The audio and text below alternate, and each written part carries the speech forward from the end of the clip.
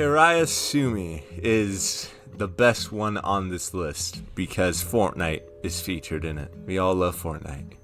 I don't know.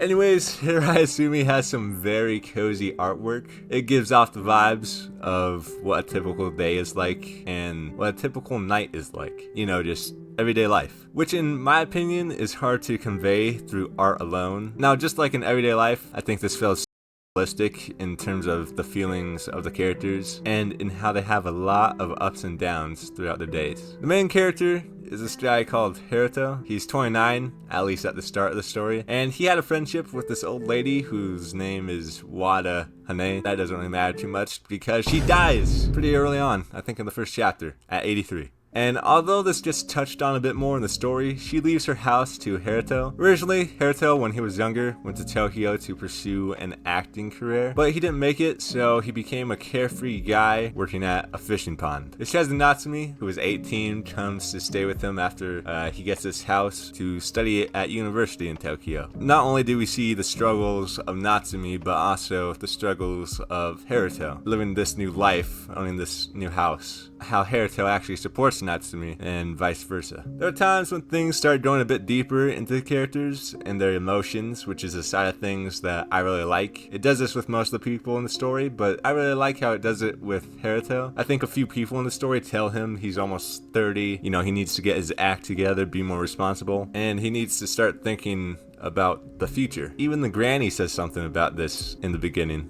It's a big thing to tackle. And this is kind of what I'm talking about when I'm saying the character's problems feel pretty realistic. For some reason though, Hirayasumi feels very plain in every aspect, but it's that exact plainness that makes it feel special to me.